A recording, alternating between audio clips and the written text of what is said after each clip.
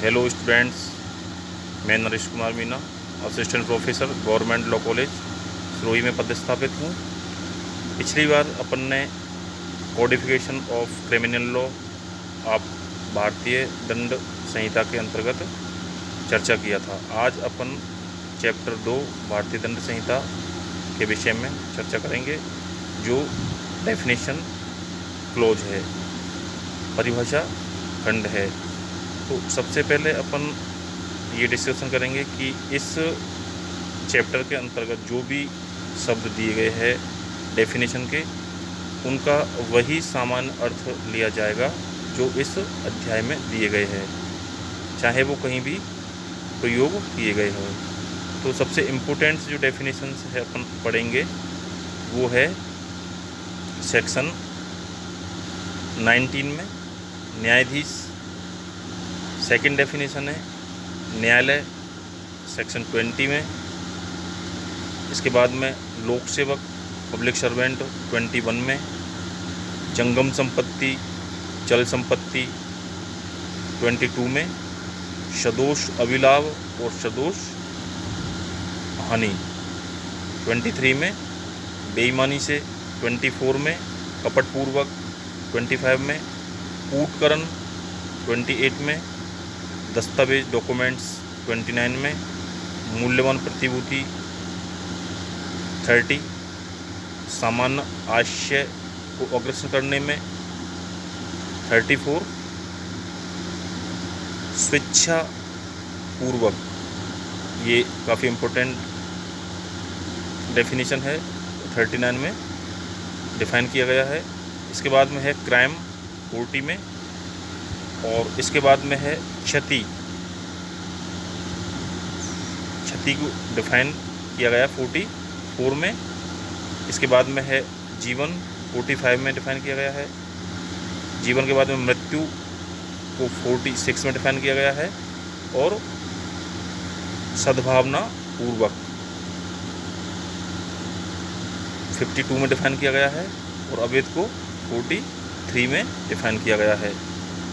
तो ये फ्रेंड्स जो डेफिनेशन दी गई है चैप्टर 2 के अंतर्गत, आईपीसी की चैप्टर 2 के अंतर्गत, ये बड़ी इम्पोर्टेंट डेफिनेशंस है, और इन्हीं डेफिनेशंस के आधार पर अपन आगे इनको डिफाइन करेंगे।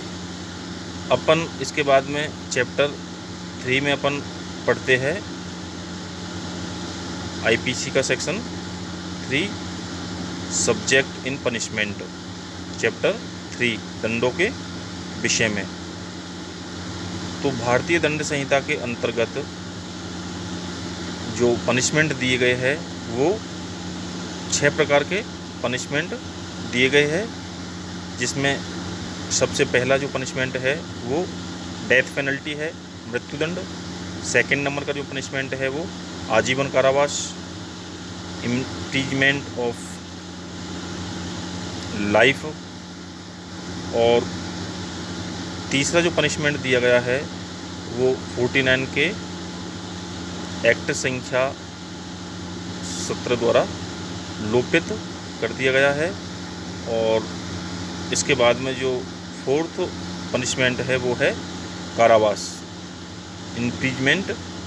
तो कारावास जो 2 भांति का होगा, अर्थात सिंपल और कठोर कारावास, साधारण कारावास और कठिन कारावास श्रम के साथ। और इसके बाद में है 5वां जो पनिशमेंट है वो है संपत्ति का संपहरण। और 6 लास्ट जो पनिशमेंट दिया गया है आईपीसी के अंतर्गत जुर्माना, जो है फाइन, जुर्माना।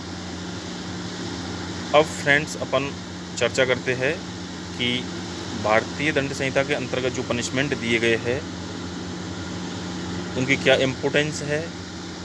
तो यह मानना पड़ेगा कि भारतीय दंड संहिता के दंड के विषय में उपबंध कुछ पुराने पड़ गए हैं, और इनका दंड शास्त्र के क्षेत्र की आधुनिक विचारधाराओं में तालमेल नहीं हो पा रहा है।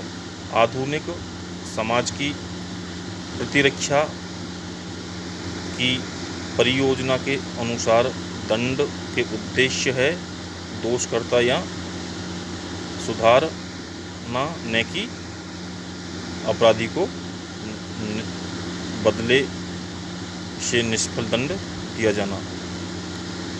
इसी के साथ में अपन ये कह सकते हैं, समाज वैसे ही अपराधी पा जाता है जिसके की वह पात्र है।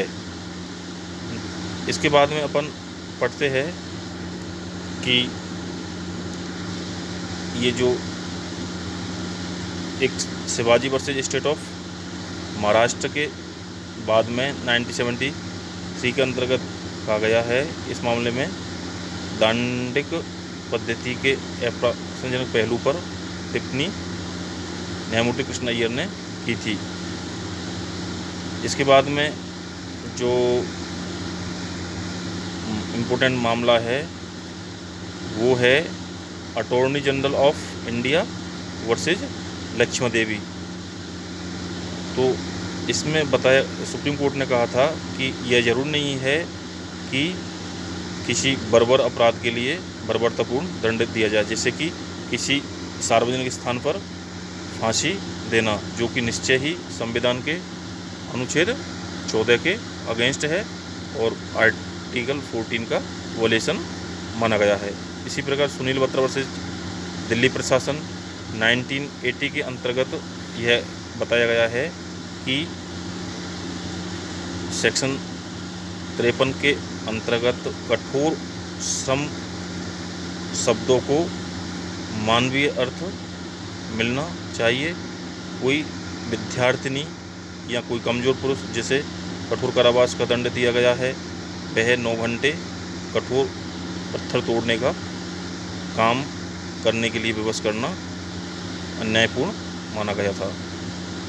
और इसी प्रकार आगे इसमें सबसे उच्च श्रेणी का जो पनिशमेंट है वो है मृत्यु दंड। तो मृत्यु दंड का जो पनिशमेंट है उनको 8 प्रकार के अपराधों के लिए मृत्यु दंड की पनिशमेंट दी जाती है। और उसी प्रकार के अंतर्गत जो पनिशमेंट दिए गए हैं वो भिन्न भिन्न प्रकार के पनिशमेंट है जो अपन ने चर्चा की है। तो इसमें कंटेंट अपन ने पूरा दिया हुआ है और विद्यार्थी स्वयं कंटेंट का निरीक्षण और डिसाइड करें। Thank you.